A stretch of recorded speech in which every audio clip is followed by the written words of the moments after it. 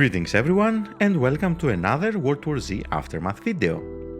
In today's guide we're going to explore the best perks, builds for the Dronemaster class. It relies a lot on the equipment, but thankfully all the buffs we get from the quadrocopter are very long-term buffs and it works very well. It's one of the best support classes. I'm always glad to have a Dronemaster in my team, especially when we have two drones. Thankfully multiple perks work and there are many flex slots based on your needs and preferences, and some work better in some situations. So without any further delay, let's just have a closer look at the best perks and builds. For the first choice, I don't like Take a Load Off. Although we get 30% quadrocopter increased charge, we carry 20% less ammo for primary and secondary weapons, which is not preferable, especially against swarm attacks. You have to resupply more often and it can make a difference. So I do recommend the other two choices. For beginners, I do recommend Longshot. This way you will be able to crowd control the Zik easier, having double the range for the quadrocopter's attacks. And for more experienced players, go to the distance. Having more charges can make a difference for the long run. For the next choice, in my opinion, I always go with Lightning Storm. Increase the quadrocopter stun gun fire rate by 50%. For the reason that I don't like the silenced nor the unsilenced pistol that deals double damage, because you cannot control it, in which Zik this will be target. It has longer range, it will fire and would deplete the quadrocopter much faster, and I don't think it makes such a difference. In very few situations this may work a little better, especially with an expert train when you can just place it in a stationary mode, so with an increased fire damage, so it can kill like 15 to 20 Zik depending on the charges you have, but in my opinion the stun quadrocopter, the default one, is the best choice to go. For the next perk, in most occasions I do like the Big 5-0 because you will start with an improved payload rifle that deals 50% more damage and has 50% more ammo. This way you can deal with the bulls in case you don't have a slasher or a hellraiser in your team. 2 shots with a payload rifle just kills the bulls. Otherwise the other two choices could be decent apart from overdrive, because tapping your equipment button increases the fire rate by 100% for 6 seconds and after that you will lose the quadrocopter. The well trained could be decent, especially if you have very good knowledge of the levels, so you can, as you can see in the background, leave the quadrocopter in stationary mode or leave it to just follow you, and it can make a difference to just have it there to, let's say, guard the point. Although in my opinion the best choice is the Big 5-0, and I do always want the quadrocopter on top of my head to just defend me against the upcoming Zik. For the next perk, once again I do recommend 2 choices, either the Wheatgrass to increase your health by 25% or the weapon of choice. You will start with a classic bullpup rifle. I don't recommend the Burst Pro for one reason. There are only 3 weapons that categorize as burst fire, which is the machine pistol for the secondary weapons, the classic bullpup rifle for tier 2 weapons, and the bullpup rifle for the tier 3 weapons. So the choices are very limited to get advantage of this. In case you don't find it, you won't take advantage of this perk. Sometimes you may need to start with a classic bullpup rifle on very difficult levels that you don't find tier 2 weapons easy, but most of the times I do recommend to go with a Wheatgrass. The next perk also is not a flex slot.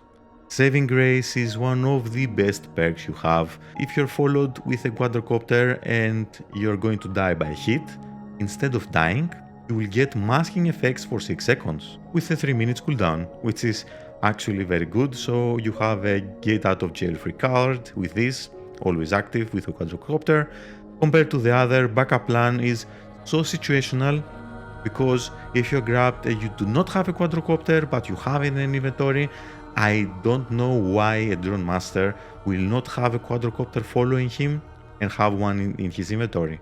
That's why it's so situational. When I have one in my inventory and it's not following me, I want to activate it. That's why I don't like this at all. Parting Gift could be decent, but I don't like it because you have to get your quadrocopter depleted, and based on my experience this can happen 1 or twice on the level unless you're a little more inexperienced or you run with a pistol that it gets depleted easier. Otherwise you won't get the benefit from it. I do prefer to have the Saving Grace in case I die to just don't die. The next is actually a flex slot.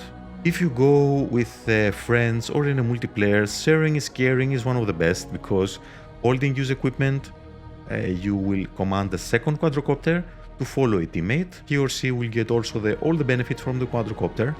But in case you run for solo or with bots that you don't care to have two quadrocopters, the other two choices are fun.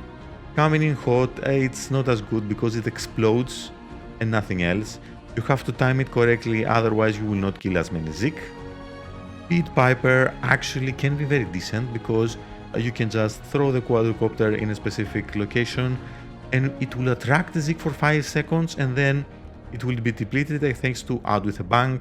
It will just stun all the Zik in 5-meter radius. So this can make a very good combo, especially in solo, in case you're going to grab all the quadrocopter charges. Otherwise, sharing is caring is the best option. So for the next perk, Eye in the Sky, I do like it most times. It functions similar to the Gunslinger's perk that reveals the active special zombies within 14 meters, a little shorter range compared to the Gunslinger, but actually very decent. Housekeeping, I don't really like it for a simple reason. I don't want sometimes to deactivate the hostile automatic turrets because they have unlimited ammo. In certain levels, I do want them to be active. In that way, they can kill very many Zik without the need to restock them. And that's why I don't like housekeeping. Otherwise, if you go to a level that doesn't have hostile automatic turrets and only has hostile landmines, this can be decent. Otherwise, it has both automatic turrets and landmines. I don't really like it. Keep it down is very situational. I don't know why it will take you longer than 20 seconds to kill a Screamer. This can be only good in Jerusalem, the first level, with a house that you have to defend it and the Screamer can spawn behind the truck. In that case, this can be decent. So otherwise, the Screamers are not in a very hard position to kill them. So I don't know if it's worth it. In my opinion, number one is Eye in the Sky, and this is good only if it has landmines. If it has automatic turrets, I don't really recommend it. Coming up next, Blight of Fury, I don't really like it. Killing 50 Zik in rapid succession restores one quadrocopter to your inventory, because I do prefer Special Prize. You only have to kill a special Zik and it has exactly the same cooldown. If this had the half cooldown, this could be better, but this is actually better because you can use your quadrocopter, kill a lurker in the beginning of the level, and immediately gain another quadrocopter. Just throw it to your teammate. Otherwise, this can be decent. Pocket Factory. In only one occasion, if you have in your team a medic and a fixer, both of them have priority in the supply bags. That's why you won't get any supplies and you can just constantly regenerate one. So this can be better, especially in an experienced team. Otherwise, Special Prize is the best choice because you will be able to pick up the supply bags some of your teammates may leave behind.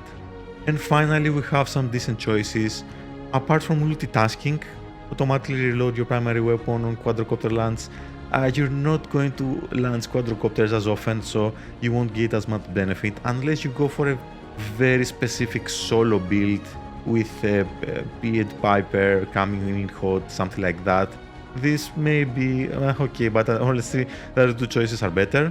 Not on my watch is one of the best if you go for multiplayer, especially if you have sharing and caring. So both you and a teammate you will choose will take 100% less damage from friendly fire. As you see in the background, it also includes friendly fire from heavy weapons, so this is excellent to just throw the quadrocopter in the slasher, but beware, the slasher can wear down the quadrocopter very fast, so he or she will have to keep in watch in the quadrocopter charge. In case it goes down, they will die. In case you don't go with friends or you don't care about the bots to have friendly fire, which I don't want to have immunity to friendly fire, I do want to be able to kill them to reset their health. So the next best thing is a very decent perk to start with a secondary machine pistol, or in case you go with a very experienced team that don't deal almost no friendly fire to each other, the next best thing is once again a very good choice. Otherwise, if you go with the pugs, this is actually very good. So let's see why the quadrocopter is very important to keep up.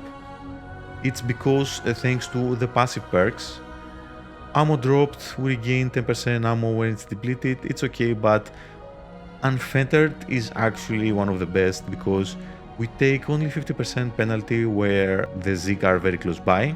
We have 15% firearm damage when we have the quadrocopter, and we also take 10% less damage. So you see, the quadrocopter is a very decent path to have it for the long run. Thankfully, the quadrocopter will recharge after its last shot by 1% every 5 seconds. That's why sometimes, if you have experienced players, you may keep your quadrocopter for the whole run.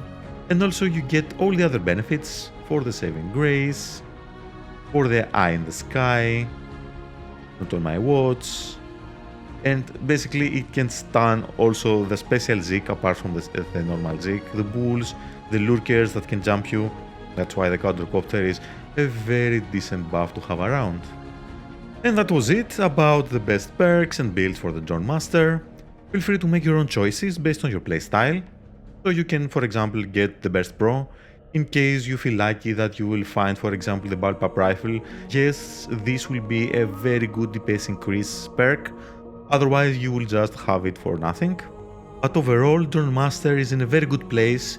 It's a class that I personally always like to have in my team, or either even play as the Dronemaster, so don't worry, it's a very decent, very powerful class, and stands close together with the other support classes.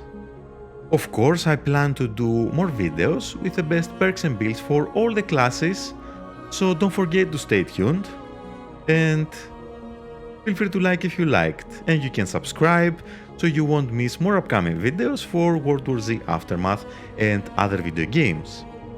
And as always, I wish you all a wonderful day.